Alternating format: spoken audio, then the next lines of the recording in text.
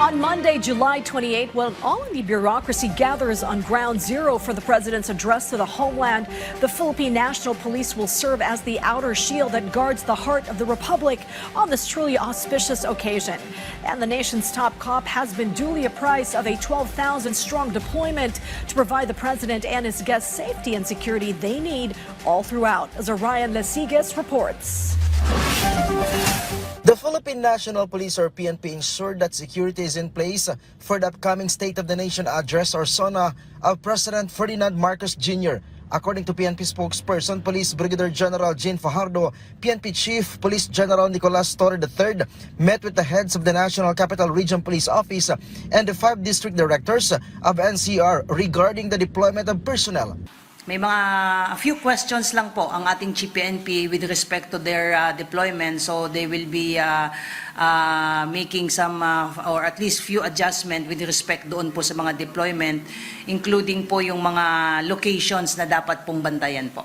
Mga more or less 12,000 po ma'am ang i-deploy po for SONA. Kasama na po dyan yung mga madi-deploy within the vicinity po ng House of Representatives. The PNP will also meet with the Sergeant-at-Arms of the House of Representatives to discuss security protocols inside and outside the chamber. For the President's Fourth SONA, the PNP will once again activate Task Force Manila Shield to guard the borders entering Metro Manila. Kapag kami mga ganitong major events po sa Metro Manila ay yung ini-implement po natin yung Manila Shield kung saan yung Police Regional Office 3 and Police Regional 4A po ay magtutulong po sa atin para pantayan din po yung ating mga border controls. Fajardo stressed that they will strictly enforce the no permit, no rally policy. In connection with this, Fajardo said they have not yet received any permit to rally from any group. The PNP also ensured that pro and anti-rally groups will be stationed in separate areas during the President's SONA to avoid any trouble. Normally po sir, yan po naman ang